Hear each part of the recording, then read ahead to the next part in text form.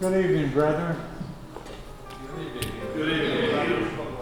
As Brother Gray, Worshipful Brother Gray, told you, I am a retired hospital chaplain, although I have pastored a few churches. Well, I think of myself as a chaplain. Before I get started, I wanted to tell you that I was at a meeting of a diocese. Now, for those of you who aren't raised in a liturgical church, a diocese is a conglomeration of all the churches in a particular area. Well, there were about 100 ministers that showed up for this particular talk. And they were sitting in a church where the congregation was out there where you are. I am standing in what would have been the pulpit area. And behind me was a choir loft where they sat all of the ministers.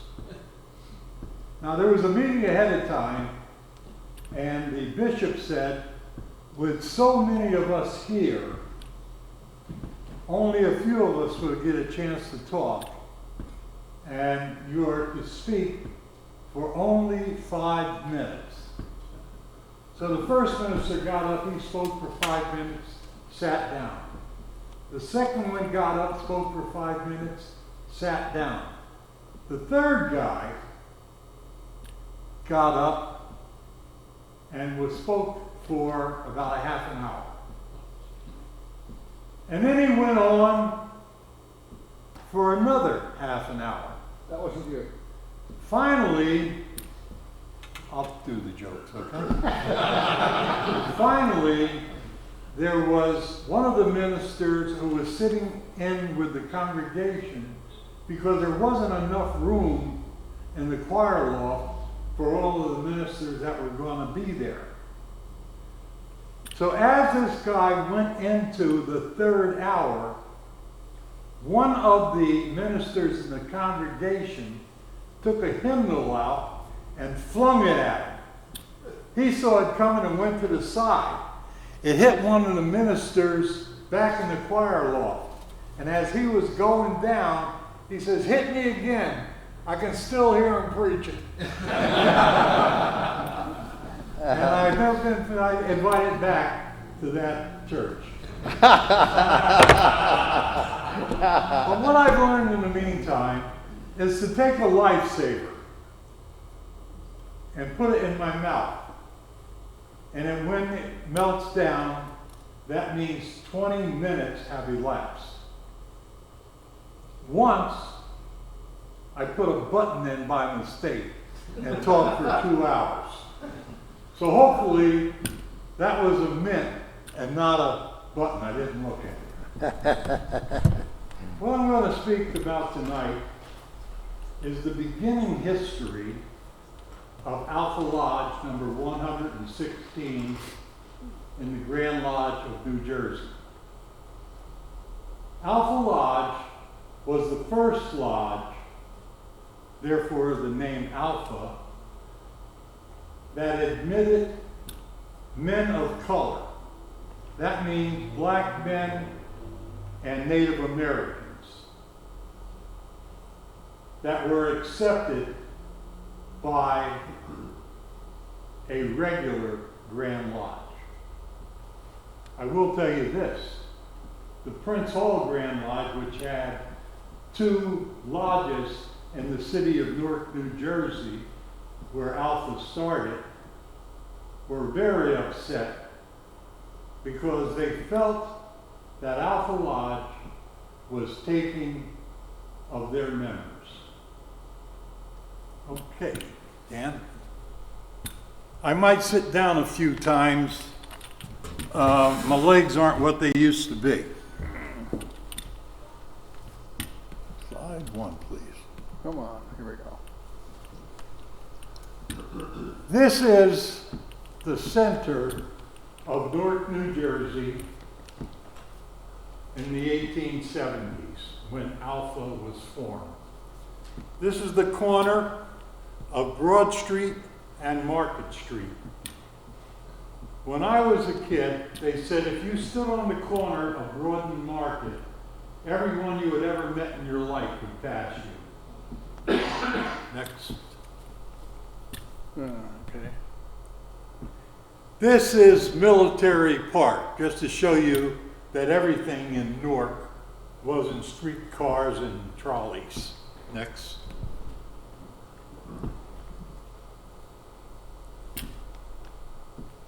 In 1865, the Grand Master of Masons in New Jersey was Most Worshipful William Silas, what did it say there, Dan? Whitehead. Whitehead. And he does have a white head. Yes, he does.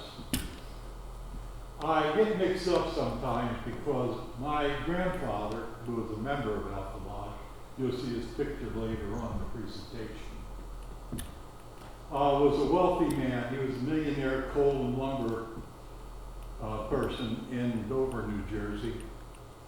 And one of his friends was named Silas Washburn. And Mr. Washburn had promised my grandfather, if you name a child after me, I'll see that he gets a decent inheritance. My grandmother did not like the name of Silas Washburn Hill. So she named my father Raymond Washburn Hill. And Mr. Washburn did not leave an inheritance since he didn't get the whole thing. Okay, next slide. This is a picture of William Silas, not Washburn, but Whitehead, standing with some of his colleagues. He was a lawyer. Big man. And he stood at 6'9". Wow. He was in the theater once, and he was sitting in the front row, and somebody in the back yelled, "Down in front!" And he stood up, turned around, looked at them and smiled, and they understood he was down. He was Grand Master, and he said in one of his addresses that it matters not if a man is raised in the Catholic Church, an Episcopalian cathedral, a Muslim mosque, or in the burnished lands of Africa. And quoting Robert Burns, he said, "A man's a man for a lot." And that put the idea into the head of one of the black men that had heard that he said that at the Grand Lodge, that he thought if the Grand Master feels that black men can enter Masonry, then let's do it. Next. This is a photo of Most Worshipful Henry Cannon. He'll come in a minute. Next. There were 9 men that were Prince Hall Masons that signed the petition for a charter of a lodge called Cushite Lodge in the city of Newark. Some of you who are biblical scholars might know that Cush was the name of one of the sons of Ham. Ham was the son of Noah who inhabited Africa. At the time that this lodge was going to be named Cushite Lodge, there was a big argument going on in America.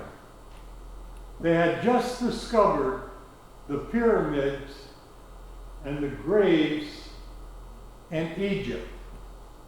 And they insisted that the people that were intelligent enough to build those pyramids and burial chambers had to be white. I will just go over these names for a second. Abram T. Cook was later to become the first black worshipful master in Alpha Lodge. John H.O. Fake was a music teacher and also one of my grandfather's cousins. Huh. James H. Baxter was an educator who was brought from Ohio to Newark to teach at the first black high school. They decided that black people now needed an education, and they started a black high school because they didn't want to integrate the blacks with the whites. Elias S. Ray was my great-grandmother's brother. Really? Thomas F. Washington was also a cousin of my grandfather. Jeremiah Evans is no relation, although my grandmother's married name was Evans. Peter O'Fake was the brother of John O'Fake. He was a dance teacher and also a cousin. Alexander Singer was no relation, but that's how far back my family goes. Next. This was a picture that I put in this presentation to show you that the workers of the pyramids were not white men. Yeah. Next. So in 1870, a petition went into the Grand Lodge for these black men that had been the original petitioners for Cushite Lodge to form a lodge under the Grand Lodge of New Jersey. There was an uproar. So there was a committee formed of Most Worshipful Brother Whitehead, past Grand Master Trimble, and past Grand Master Vesselage, who headed up two committees, the Committee on Petitions and the Petition on Grievances, to determine whether or not black men could receive the 3 degrees of craft masonry. Next. This is a picture of Israel Baldwin. Israel Baldwin was an industrialist in the city of Newark. Next. This is a billhead that I found in my research from his company. His company made paints. Next. And they were located on Plain Street in the city of Newark. The Morris and Essex Canal ran through Newark. And this is the plain where they lifted the boats that were going down the canal. You guys didn't hit any canals out here, did you? No. You notice nobody said anything and they're glaring at me? We got ferries. The building at the top of this plain on the right-hand side was Brother Baldwin's building. Next. Okay, this is a copy of the minutes for the first meeting of Alpha Lodge that did receive their charter on January the 21st, 1871. Beautiful script. Yes, it is, and he goes on for pages, but I won't show them all. Okay, next. This is Most Worshipful Brother Rushling, who at the time of the chartering of Alpha Lodge was the Grand Master. He did not appreciate or approve of black men being Masons. Next. This is the bank building on Broad Street, one of the main streets in Newark, where Alpha held its meetings on the top floor, which was permanently rented out to Oriental Lodge. Just wanted to show you that. Next. Okay. This is another page of the minutes of Alpha Lodge. At this meeting, they were discussing which members would be investigated by whom. And if you look toward the bottom, the secretary wrote down the names of the visitors to the lodge that evening. Next. Does anybody remember how many men petitioned? I showed you the list. How many men petitioned for Cushite Lodge? 9 is correct. Do you remember the names? I know you don't repeat them back to me. But do you remember the man whose name is listed at the top, who's going to be investigated by Brother Adams, Brother Witzel, and Brother Illegible? John M. Hoon. Anybody remember his name on that list of 9? No, because it wasn't there.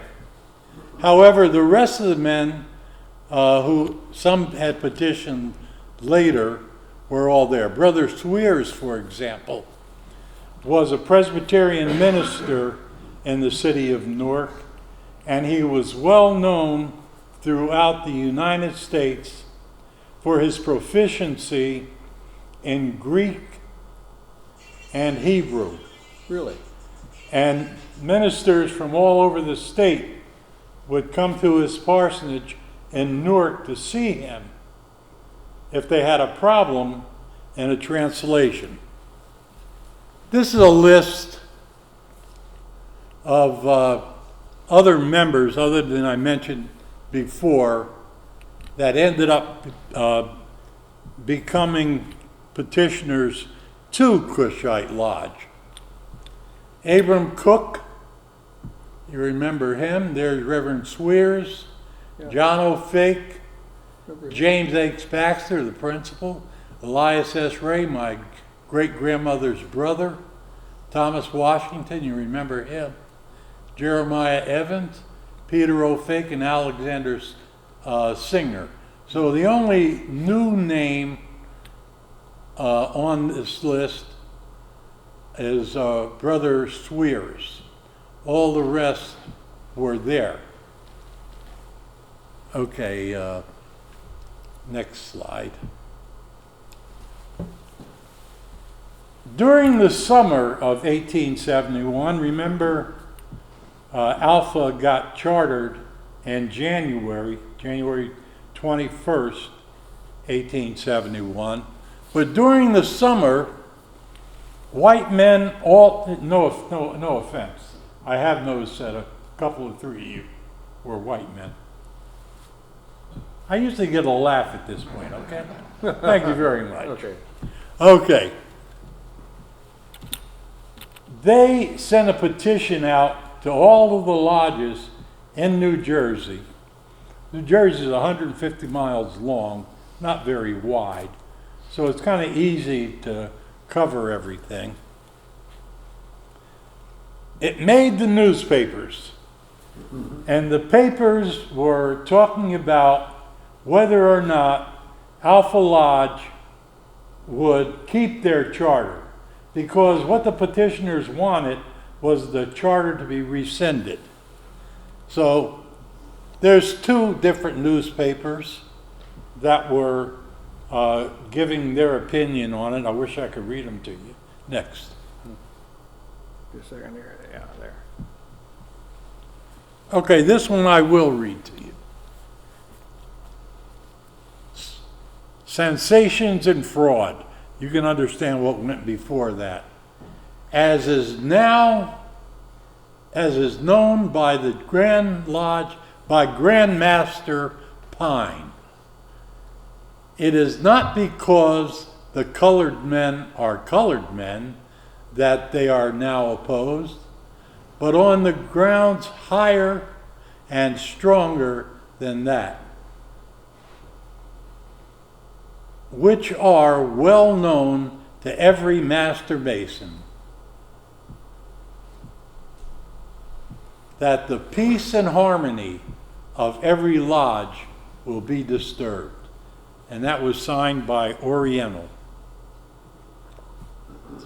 Another response to that, as Alpha Lodge has a charter from a Grand Lodge empowering it to work the first 3 degrees of Masonry, it would seem proper that Masons who are not members of the Lodge should attend to their own business and thus preserve the peace and harmony of the order.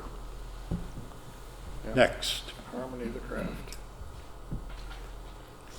More news came out, not only in New Jersey, but also in New York. Next. This is a whole string of columns from the Newark Daily Journal. And it seems that everybody came down on one side or the other. Most feeling like Oriental did, that if you're not in Alpha Lodge, you should mind your own business. Next. This came from a New York paper, The Masons and the Colored Men. In the case of Alpha Lodge, however, the material, the colored men, had nothing to do with the action of the Grand Master. The Grand Master, yielding to the petition that had gone around, pulled the charter of Alpha Lodge. Next slide. This is Most Worshipful Brother Pine, the Grand Master in 1872. Well, it's split in the old days. The end of 71 to the beginning half of 72. Brother Pine had the Grand Marshal attend the meeting of Alpha Lodge when they were going to initiate their first petitioner. You'll remember his name was Brother Hoon, actually Mr. Hoon at this point. The interesting thing is, and I should have pointed this out earlier, all the men that were listed as petitioners of Cushite Lodge were well-known black men in the city of Newark. They all had jobs where they were seen by the public. One was a coachman. He rode lots of these guys around. One was a barber. Another was an engineer. And an engineer in those days worked on the streets of the town. So they were all known by their names, with the exception of Mr. Hoon. But they felt that since all the others were black men, Moon had to be a black man too. Now back in 1871, what they would do is they would dispatch the senior deacon of the lodge to the home of the petitioner, and the senior deacon would then escort the candidate back to the lodge where he would receive the first degree. Yeah. So the Grand Marshal is sitting there in attendance. He had been recognized by the master of the lodge and had a seat on the sidelines. In those days, they didn't bring the masters up to the east. And while the senior deacon was out, the assumption was made that Mr. Hoon was a black man. Nobody knew who Mr. Hoon was. Mr. Hoon was a first-year teacher at the Newark Academy, and no one had ever met him. No one in Masonry. So while the senior deacon was out, and this is in the minutes, the Grand Marshal went to the east, took the gavel from the worshipful master, closed the lodge, and seized the charter and left. Now this happened in May. In June, a petition went around saying that the charter should be restored to Alpha Lodge as they acted regularly and the Grand Master did not. So everybody was surprised that Mr. Hoon was a white man. And they couldn't prove that Alpha was going to initiate, pass, and raise any black men. So the charter at the end of 1872 was restored. Next. That's Brother Baxter, the most famous of the Alpha members until I joined the lodge. You'll see. Next. That's a plaque that they put up honoring Brother Baxter in the train station of Newark. 1909. Yes. They had trains in those days, brother. Yeah. Yeah. And it was still there when I left. Next. This is Brother William Clark. William Clark was the brother-in-law of Israel Baldwin, the one who started and received the petition for Alpha Lodge. William Clark said that Brother Baldwin's religion was Masonry. Yeah. I when I was master of Alpha in 1987, I put a square and compasses on his gravestone right next to it. And next to him was the Clark plot. Mm-hmm. You might have heard of the Clarks. If your wife sews, he's Clark thread. Next. That is my grandfather, William Warren Hill. He was a member of Alpha Lodge, went in 1892. Next. This is the line of Alpha in 1911. Now in New Jersey, we have something called, and you should have it here too. I'm going to talk to the Grand Master about it. So if you're out another night, it's my fault. We have something that's called the District Lodge of Instruction. It happens every month every lodge in a Masonic district is required, the officers are required to go to the District Lodge of Instruction, where ritual is performed. And you will never in New Jersey see any bad ritual. Next. Oh, that incidentally, that started in 1925. Oh, okay, this is me at the installation of Cincinnati Lodge number 3, one of the oldest lodges in New Jersey. And in 1988, I was installed as Worshipful Master of this lodge.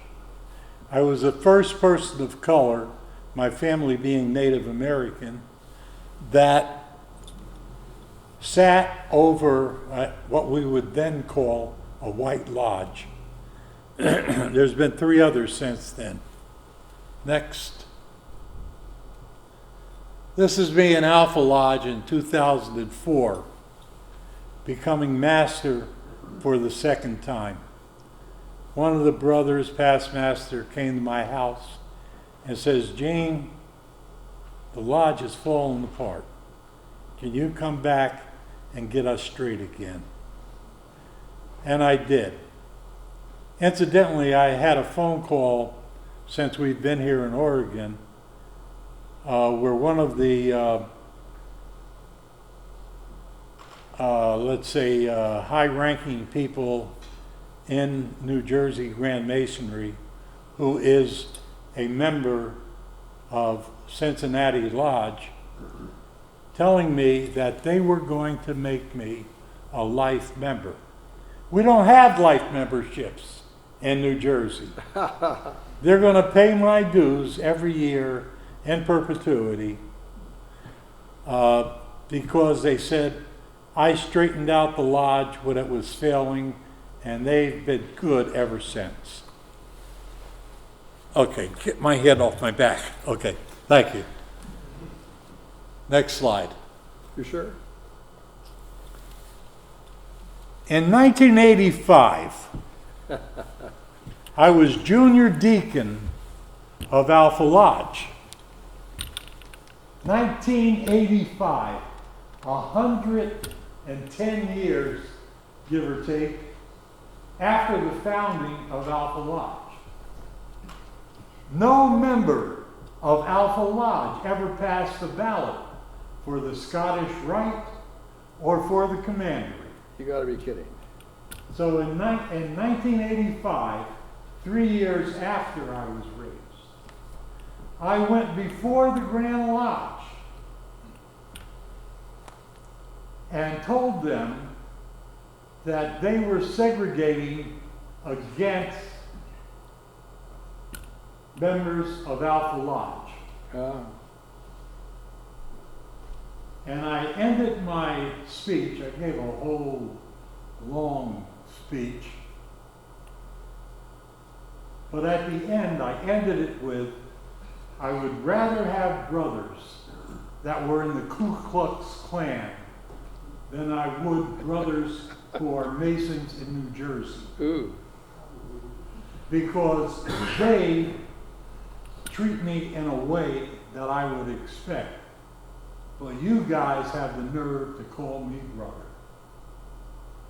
Over the next 3 years, the Grand Masters, who were in the elected line, had meetings. And finally, when it came to the shrine, they refused to have shrine meetings in New Jersey until they took a black member in. In 1986, the active of the Scottish Rite said, we will accept petitions from anybody from Alpha Lodge as long as it's not Hill. Really? Right. So in 1986, I didn't petition the Scottish Rite because the active said, if Hill petitions, we're going to blackball everybody from Alpha. So I sat it out for a year. And this is a picture taken in the changing room of the Scottish Rite in 1988, when I became an actor. In case you don't recognize me, I'm on the left. Oh. The guy on the right is Inspector General Sakalis. Yeah. He went a long way, didn't he? Uh-huh. Yeah. Okay, next slide. That might be the end. I know. Oh, that's supposed to say applaud. Oh, Thank you, thank you.